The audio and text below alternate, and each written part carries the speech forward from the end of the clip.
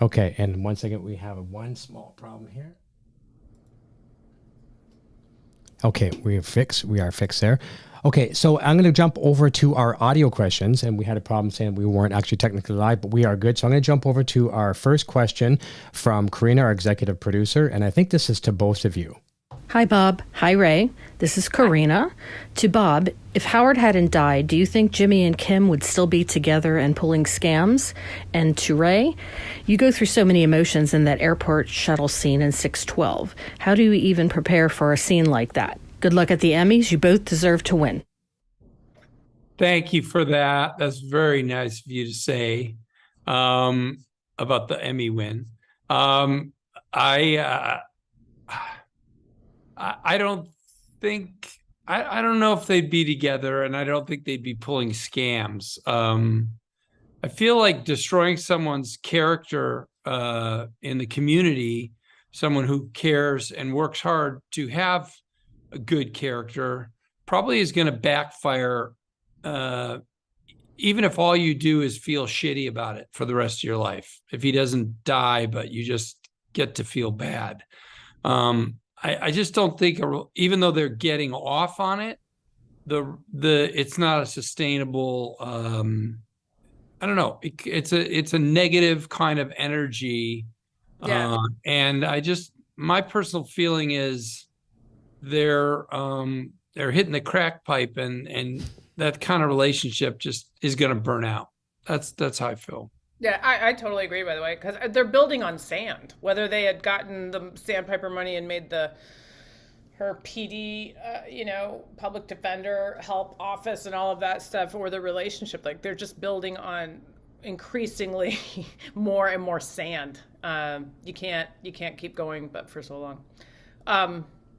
Karina, thank you for the compliment about the Emmys as well. The scene in the tram in the airport shuttle. I understood immediately that it's not just one thing that's hitting her. Then it is the whole episode of holding things in, and it is also she's crying about everything. The tragedy of Kim Wexler, the tragedy of Jimmy McGill to Saul Goodman to Gene, the tragedy of their relationship, and just the sort of epic proportions of how they ended up here. I made sure that I took note in the scenes that are actually in 612 prior to that of where she was not allowed to show emotion. When Hamlin's widow, played by the wonderful Sandrine Holt, when she's telling me that I'm a piece of shit, and what am I doing this for? Almost implying, is this supposed to make me feel better or her feel better? Which is a real question. And I talked with Vince extensively about the fact, and Peter, that Kim should not look broken or crying in that scene, because that's to take away the victimhood of his widow. His widow deserves to be the victim in that scene. So there was a lot to hold in. So technically how I go about it is I think all these things through, take note of how the scenes feel. I had the pleasure of doing that scene after sequentially. But even if I hadn't, just going through and taking stock of the tragedy of these two people, of where they ended up instead of what they could have been. And then it's just about pushing it down. I truly believe, as most decent actors do, that it's always about playing against, even though Kim has maybe hopefully earned to finally fall apart. I still think, like, if you're on a public bus and that hits you, anybody's ears would get hot, your chest would get tight, you'd feel like you want to throw up, and you'd push it down. And what happens when we push things down in our body is it gets very, very tense and erupts. So I'm glad that it felt so authentic to a lot of people, as that sort of dam that you can't stop. It was one of those feelings, like it was an awkward feeling, it was a scary feeling, a sad feeling, because when you're on a public thing like that, you don't know how to react. You saw one person, I'm not sure if it was a man or a woman, kind of touching Kim, like, oh, here, kind of. The woman is Holly. Okay. It's Vince Gilligan's very long time incredible partner. There you go. Well, there's some comfort that way, but a lot of times people are even too afraid to even do that. So it kind of shows how human decency works. Other people are looking in a distance what's wrong, but it was a great scene. Okay, here is highlights how Ray. Don't you think that Kim has been a pretty bottled up person for almost the whole show? I do, but you and I share a trepidation of yeah, but I mean, going in the opposite direction of Uta Hagen saying the audience will feel for the character only what they cannot feel for themselves. You don't want to be the big sobbing mess out there. No one's going to care about me. I know, but that character's been holding it in for so long on so many layers. Yeah. We don't even know her past. We know her past is probably not good. Not good. So she's just got a lifetime to let out in a cracked moment that comes from having, I would say isn't it motivated entirely by confessing? It's a horrifying confession. I think it's everything. I think she's been suppressing falling apart the entire time she's been in Florida, if not all the way back to before, as you're saying. So it isn't even just I think that confessing opened up the tiniest crack to allow herself to feel what has actually happened, what has actually transpired. And I'm glad you think it's earned. I do. Oh, yeah, I do. Absolutely. I mean, this is a character we've been watching suck it up for the whole goddamn time. I mean, except for a few little cracked moments, little moments where it peeks through. It was totally justified to me. Yeah, the floodgates opened on that one. So I told you both there's a funny question coming in. This is from Cormac, and I really love this question, the audio question here. This is, I believe, to both of you. So let's play his message. Hi, everyone. This is Cormac from Cambridge, just outside of Boston. Thanks to Inside the Gilliverse for this amazing podcast, and thanks to Ray and Bob for two of the most incredible performances I've ever seen in my life. I'm kind of nervous to speak with you legends, so in keeping with the series' central theme of pretending to be somebody that you're not, if you permit me, I'm going to ask my question as Lalo instead. So hey, you guys spent so long now pretending to be a couple and giving us such a close look examining these characters not only as individuals but also specifically as a couple. And I know you two amazing actors are both each married in real life. Congratulations, by the way. Bien hecho. Respect, So what I'm wondering is this. Are there any tips or any kind of life lessons you've learned from playing this couple for so long now that you took into your own personal lives and have helped you maybe avoid any pitfalls or somehow make things better regarding your own relationships? Thanks so much for allowing me this question. Muchas gracias. And hey, watch your backs, okay? I know they say I'm muerte now, but you heard that one before too, right? So you never know. Be seeing you. Adios, amigos. Nice. I love it. I love it. Done. I liked your rendition. That's good. I played that 50 times. Did I get anything from Jimmy Kim that I brought into I think it goes the other way. As relationship advice. I mean, I really think it goes the other way. But, really good relationships are kind of a mystery. There's some kind of strange, positive energy that is just generated out of nowhere, and it's reliable. I guess the version of the relationship that we play out on the show, they are particularly excited and sort of entertained by their lives when they're doing these bad things. And so I think though they like hanging out together too. So that's good. I mean, that's real. That feels like my real relationship in real life.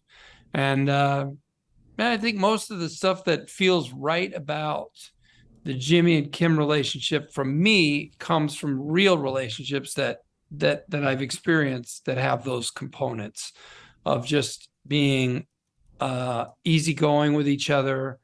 There's a lot of freedom to be yourself and an acceptance that you feel, and that allows you to be comfortable and you give that same thing to your partner. Well said. Well said. And Ray? I would only add that there's a specific thing that I got out of it, but I am not successful at it yet, which is that you do not have to say every time you think somebody is going in the wrong direction or doing something wrong. You can allow them the space to figure it out on their own. Kim is far better at it than I am. It's a protective instinct, but it's good. It's good to, as Bob said, give people the space to be themselves. My fiance does not need a manager. He's a wonderful human all on his own. Can you give us an example of like how someone might go wrong and how do you mean go wrong? I have a tendency to want to fix things. So if I even think somebody is in a bad mood, I have a very, very bad habit of thinking it's my problem to fix. Okay. All right. So let them work it out.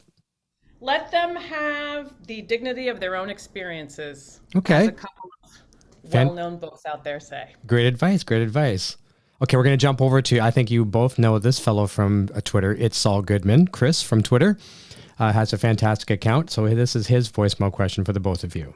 Hi, Bob. Hi, Ray. This is Chris here from the It's Saul Goodman Twitter account. First, I just want to thank you both for a magnificent 7.5 years. And I want to thank everyone from the cast and the crew that put so much time into making 6 great seasons for us. It's been a joy to watch and it's all paid off. My question is a 2-part question. For both of you, knowing that Better Call Saul is sadly coming to an end, do you find it easier or harder to get yourself through those emotionally charged scenes? And speaking of the emotionally charged scenes, this is for Ray. That bus scene, Ray. Where did you have to go in your mind to actually pull off the cry of the century like that? What got you through that scene? Thank you. So we talked about that scene, but as far as getting through some of these scenes, being that it's towards the end, has it been any easier or more difficult for either of you? I'd say the scenes in the end, which you have not yet seen, were probably easier based on the fact that we were genuinely saying goodbye to each other. And now I've just spoiled that. Sorry, but if you're going to ask me the question, I'd say they were easier to play because there was a way in which they reflected the reality. That would be my perspective on those final scenes and the emotions and how they connected to real life. And how about you, Ray? Yeah, I mean, as the season's winding down, certainly like all of us that had final scenes, Michael Mando doing his final scene, or Patrick Fabian doing his, Tony Dalton, Giancarlo, Jonathan Banks. Even if it's not your character's death, if it's your last scene, it's a family you're saying goodbye to. A character that I know all of us love our characters, love playing them anyway, and.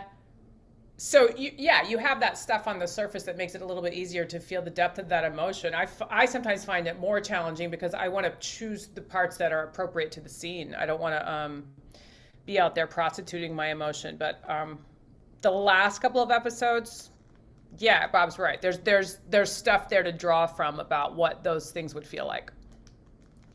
Fantastic. We have a question. Now, this one is, I believe you met Raghava on Talking Saul the other night. He's done some great sketches of all of you guys. Yeah, he's fantastic. So he has great voicemail questions, and this is for the both of you, I believe. Let's have a look. Listen. Hi, Bob.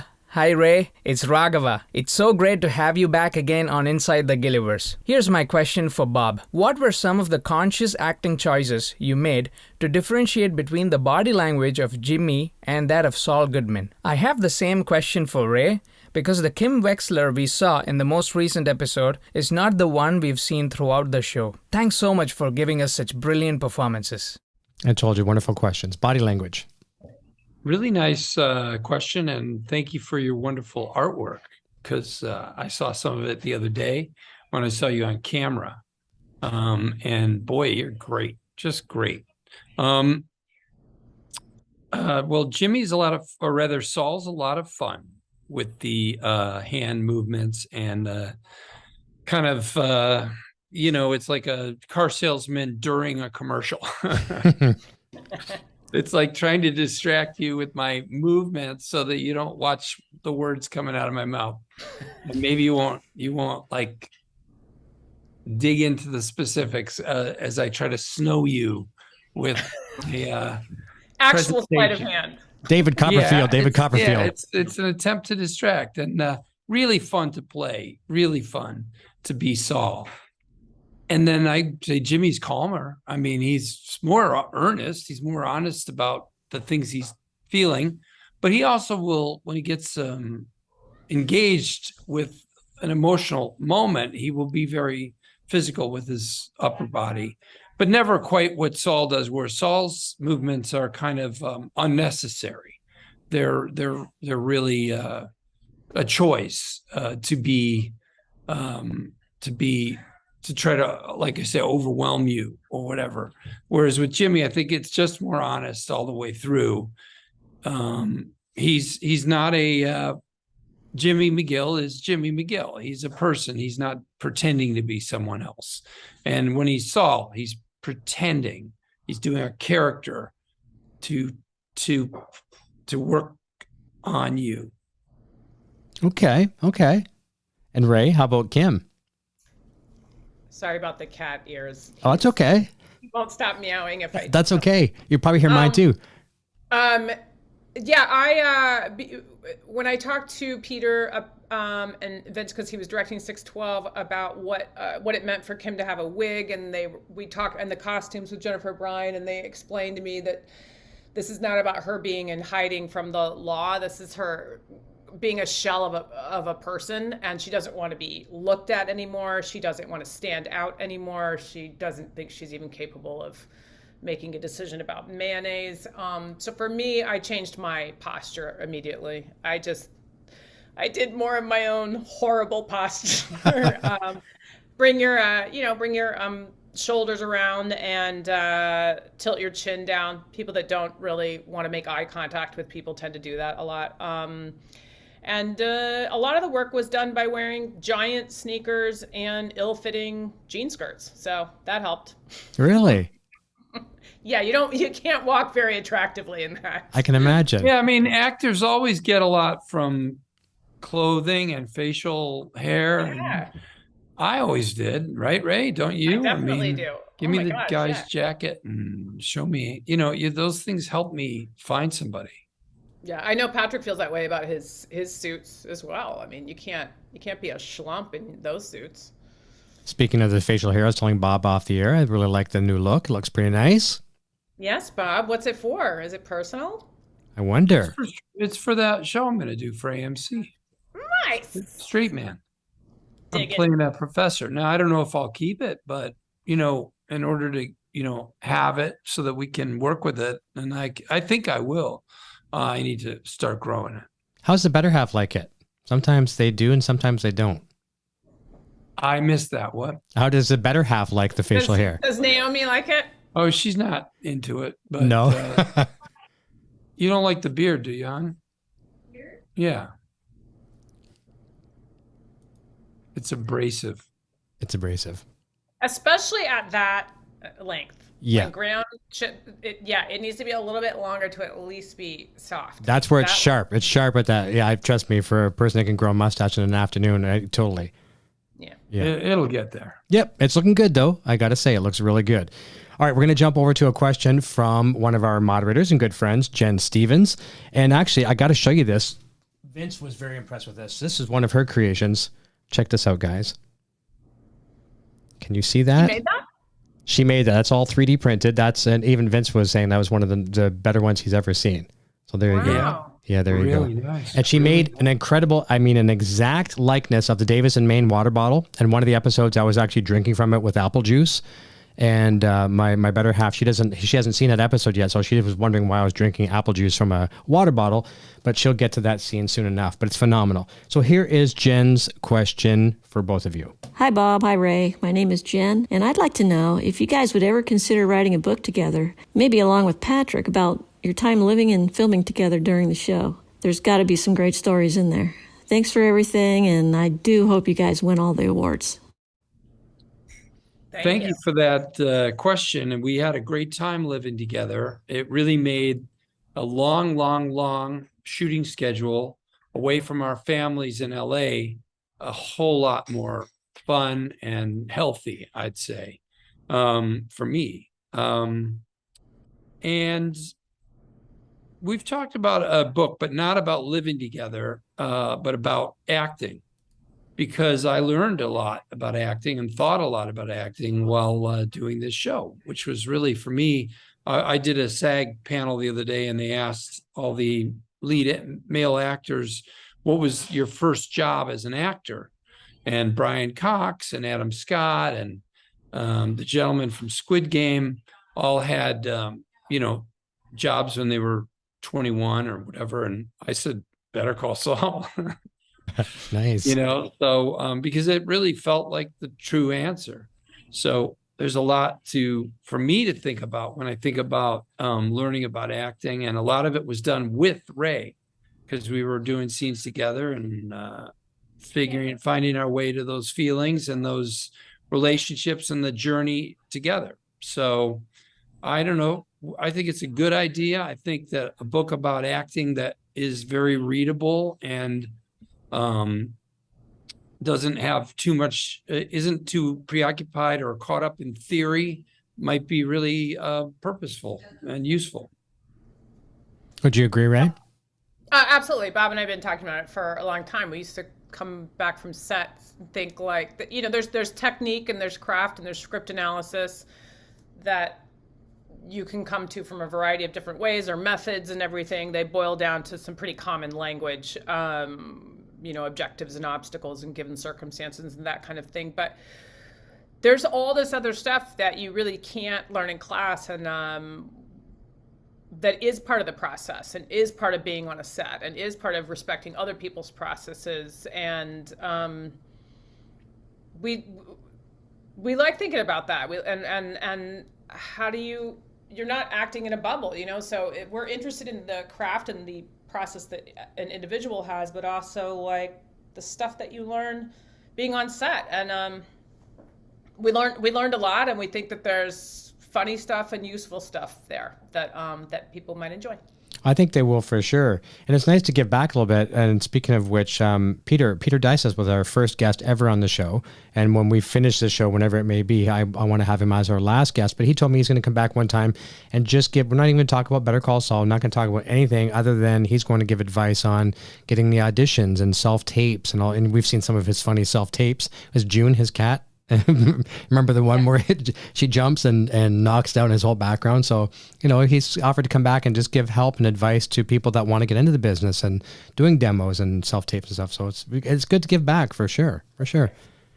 There's a good question coming up. This fellow Baxter asked a question to Vince and Peter last week and really stumped them. And I'm really anxious to hear your opinions on this. So it's a condensed version of what he asked Vince and Peter last week, but it's for both of you. Hi Bob, hi Ray, Baxter here. I asked Vince and Peter this question last week, but I wanted to get your take on it also. So there seems to be a foreshadowing of character deaths every time they're introduced. So the first time we see Nacho is during the interrogation in the desert. Nacho dies interrogated in the desert. First time we see Chuck is at the desk with the lantern on a stack of papers. Chuck dies at the desk. First time we see Howard, Jimmy references the movie Network, which dies with the man named Howard being shot in the head. First time we see Lalo is in the kitchen. The rest of the world thinks he died in the kitchen. He has to go underground to escape. He dies underground. Marco in the alleyway. Werner being driven somewhere unknown. It goes on and on. And then first time we see Kim, she's on the phone with someone next to Howard, and she tells him, we'll take care of it. And in this last episode, she is taking care of it. She's given her affidavit. So my question is, does Jimmy's end correlate with the way he's introduced it all? Thanks, guys. Oh boy, that's a loaded question. That's a loaded question, considering we're 3 days away. Well done on the math. Yes, yeah, I know. Well, by the way, I didn't think about all that stuff. I've got to say, some of these things are surprisingly true, and the writers thought about them and planned them, and also quite a few of them are not, I don't think, but are just simply a consequence of very carefully thought out plotting and character. And as a result, you find things reincorporating themselves. And that's just because they care and they are great storytellers. And so, in other words, in a weird way, it's like saying it's unintentional, but it's purposeful. It's there it's there because of their cleverness and hard work and story talents. So in that way, it's there on purpose. Weird. It's both. Jimmy's ending is apropos of the entire series. Okay, that's fair. That's fair. Yeah. Ray, I mean, because we talked about this earlier, because the character of Kim is a newer, other than, Jimmy and Saul into the Breaking Bad and the Gilliverse, so to speak. But are you kind of bewildered at the amount of data and knowledge that goes like from these fans that know this stuff about everything? Like, it's amazing how they just know everything. I know nothing compared to some of these people. I have repeatedly learned things from fans after I did the scene. Like, I did not realize that when she's watching Ice Station Zebra and says it's one of her favorite movies, and Saul's making fun of her, Jimmy's making fun of her, I just thought, and there's a great joke in there, something about like, why do you always like these movies with men being trapped and dying or something? I can't remember what it was, but I thought this, and she mentions that her dad liked it, and there's a weird thing where Jimmy decides to not go there. So I'm just playing that scene, which, by the way, is plenty for my RAM space. Kim hasn't seen Breaking Bad, so I don't need to think about those things anyway. But even if I was clever enough, I totally didn't realize that was, what is it? It's Saul Goodman's tax haven account that I guess people saw written on the bottom of the checks. His loan out? Yeah, his loan out. Yeah. His loan out company? Yeah. I would say, I don't know. I'm doing the best I can with the amount of knowledge I'm able to retain. I loved Breaking Bad, but I'm not someone that knows all those things, but I love hearing about all those details. It's fun. It's crazy. And a lot of times we see, how good Tom is on Twitter. Tom is really active on there, answering fan questions and stuff like that. Except for the testicles thing. Oh, yes. Goodness. Oh my good Lord. I mean, that's like, there's 7,000 testicle songs. But a lot of times he's explained things are just coincidences. A lot of things are just coincidence. You see like a domino number. It's not going to mean that it's going to be episode 6, 9. It's going to be someone's going to die or anything like that. There are some happy coincidences, a lot of them, probably more so than not, but there are some, planned out things as well too. But we're going to, I have to read a super chat question before we jump over to another audio question. This is a nice one that came in from Kevin Primus, like the band, from Durham, North Carolina. It says, where Kim Wexler's hibiscus and pomegranate lip balm is sustainably manufactured by Burt's Bees. As an icon of female empowerment, can you tell us about your work with the Domestic Violence Resource Center? And would you consider lending your voice to help launch a Take Back the Night Foundation event? Example, at Duke University, University of New Mexico, or your alma mater, George Mason? So am I supposed to, the question, I can tell you about working with domestic violence organizations, offering free legal counsel and help for women in a variety of ways, the therapy, the restraining orders, counseling, safe shelter, all of that is important to me, and I do try to find ways to be a part of that in a variety of ways. If there's something I can lend my voice to that's a Take Back the Night event that fits into my schedule, I would absolutely try to do that. It's just there's a number. I mean, and I know Bob feels the same way. Sometimes there's not enough minutes in the day for me to. There's so many worthwhile charities and so many groups of people doing amazing work right now, and the need just keeps growing larger and larger. Violence against women is just something that has been an issue that I have not thought has been addressed properly or with the right importance or immediacy for decades, pretty much since I was an adult thinking young woman. And the pandemic just made it worse. Certainly. So important cause to me. And if this person has something for me, please reach out to Viewpoint, my publicist. I am not the owner of my own schedule these days. I have a lot of people trying to help me figure things out and coordinate them. No problem. If you want me to share that later on with him privately, I can do that as well. Yeah. You can just Google it. It's there you go. And we're going to jump over to a question from Adam, and I believe this is for the both of you. Hi, Bob and Ray. My name's Adam. My question for the two of you involves your preparation for your roles, script by script. Were either of you thrown for a loop when it comes to the direction your characters were taken in? And if so, how did you use these changes to your advantage? Good question. Maybe we'll start with you, Bob. Yeah, start with Bob. Go ahead. I mean, there were always conversations about things that didn't sort of maybe we struggled to match up with what we've been playing. And Ray will back me up. I think the most common thing was when one of our characters needed to be a little dim about something that was happening in their sights. And that was challenging and would occasionally feel like this isn't the character I've been playing. This person who doesn't understand something or doesn't see something that's right in front of them. And we would always work that out with the writers. We never had to just do it and tough shit and don't ask questions. If we felt like it didn't marry up with the character we'd been playing, their intelligence or their sensitivity, we would work with the writers. And there's ways to alter the ingredients of a moment that can make something work that didn't work before. But as far as like making a choice that doesn't make any sense for the character, that was the only thing that happened to me. Now, there were things Jimmy did, many things that I didn't think he should do. And I always wanted him to get smarter faster about who he was and the things he was doing. It was a little frustrating for me that he took so long to grow as a person. But there is an arcing to the character, and I won't spoil the final episode, but I think that over the course of the series, they granted Jimmy and Kim very fuller sense of what they knew about life and about human beings, including themselves.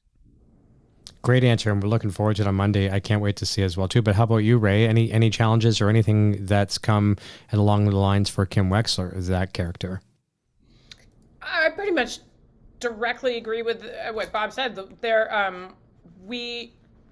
And Peter would say this as well, that the trouble with writing very, very smart and very emotionally intelligent characters is they can't be dumb when it's convenient. And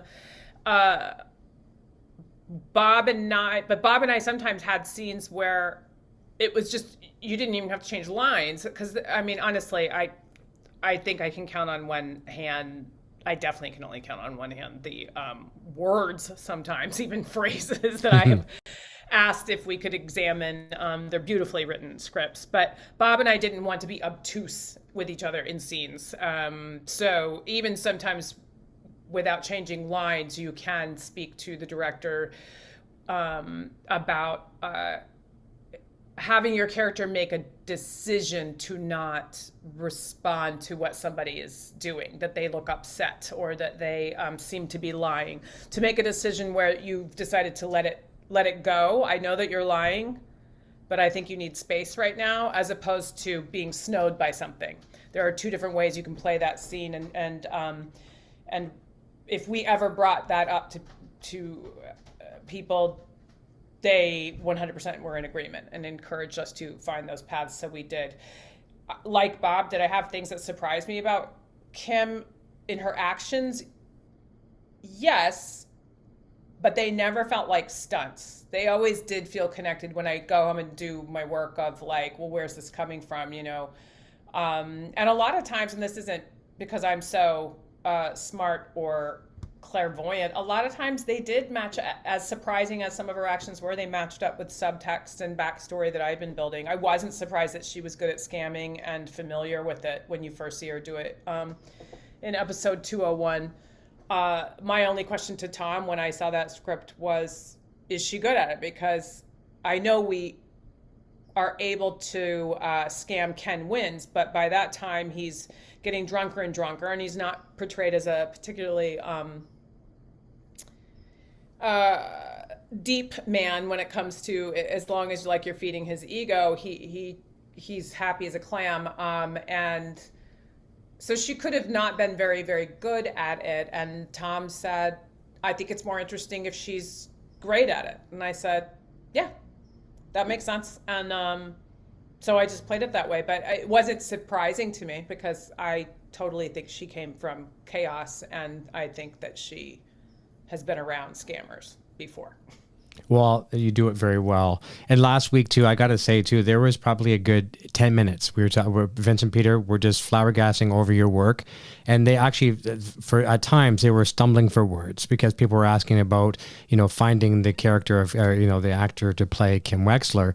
And they commented on the fact sometimes when you're not even speaking, how dramatic you can be in your delivery, and it's fantastic. And everyone agreed.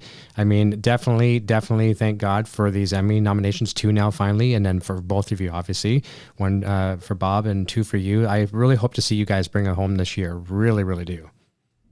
Thank you. Thank you for those nice compliments. The competition is fierce. Go ahead, Ray. Yeah, I want to say that I do my homework. Bob has been encouraging me for 7 years to not pretend like none of my work is my own doing. I work very hard at what I do, and I love what I do.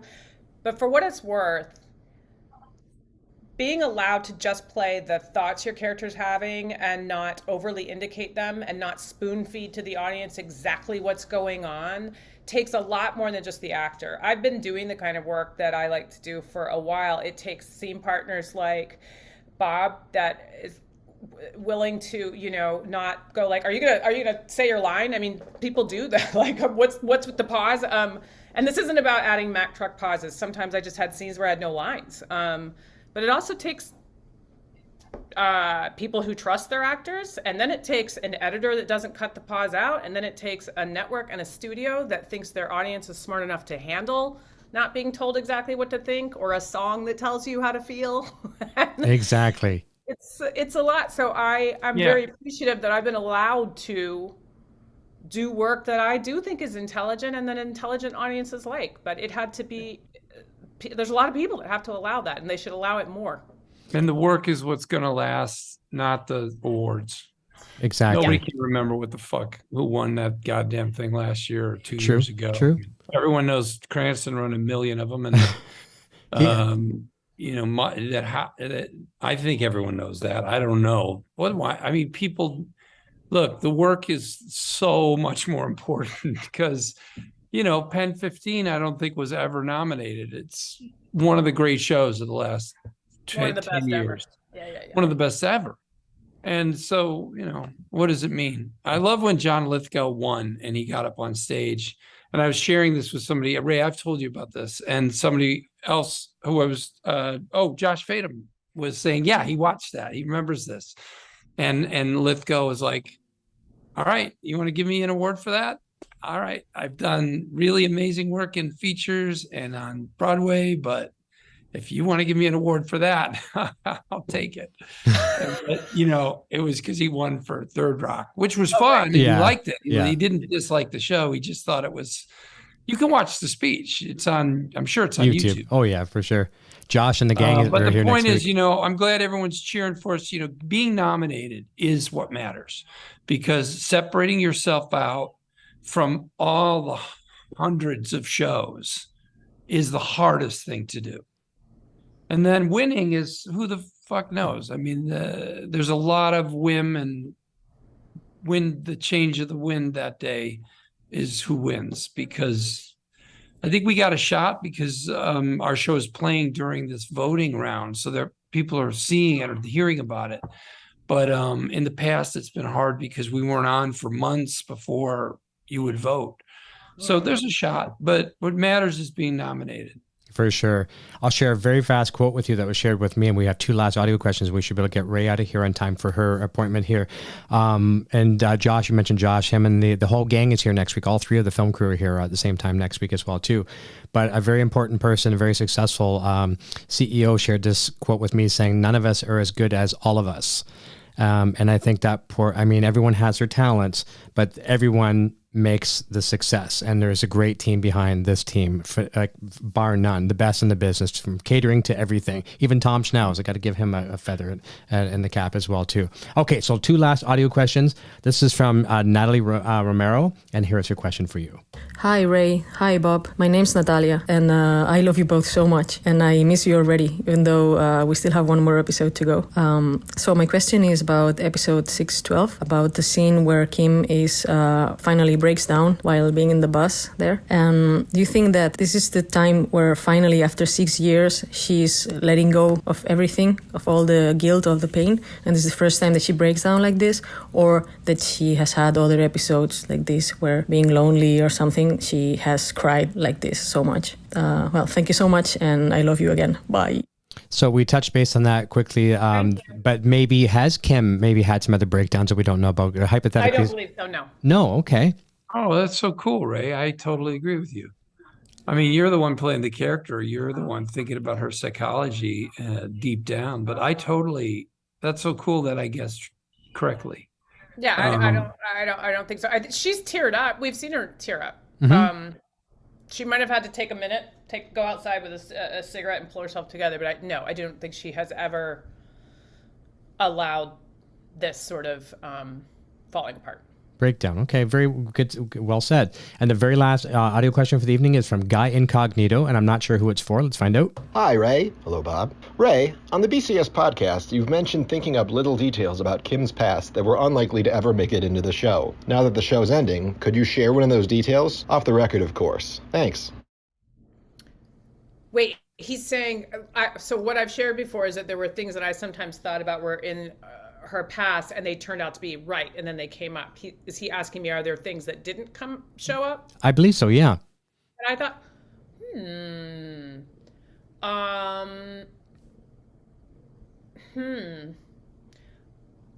I'm a bit stumped by that. I would have to think. Oh, there's one that I never saw coming. Didn't know she would be good at golf. Okay. When they said that she used to be a caddy, I was like, oh, really? That's one that I didn't pick that one out. I'm sorry. I don't have a good answer for that. All right, that's okay. Well, yeah, she taught Kim was going to teach Jimmy, obviously at the little shindig at Howard's locker there. Yeah, that was good. Listen, I know you have an appointment and you have an engagement. I just want to say congratulations to both of you on the nominations. Everyone's looking forward to Monday. I cannot wait. Chomping by the bit to see what's going to happen, and we promise everyone we're going to keep Inside the Gilliverse going for therapy for all of us that are going to be crying in our on our pillows and everything else. So Bob and Ray, I want to thank you both so very, very much for your time.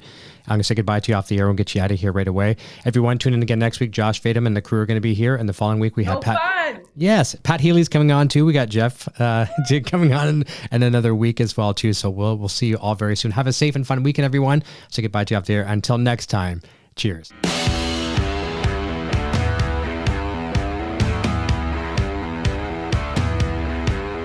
Thanks again for tuning into Inside the Gilliverse with Eric Broadbent. Be sure to check back each week for more great discussions and interviews with cast and crew from Breaking Bad, El Camino, and Better Call Saul. Please like, subscribe, and share this video with your friends.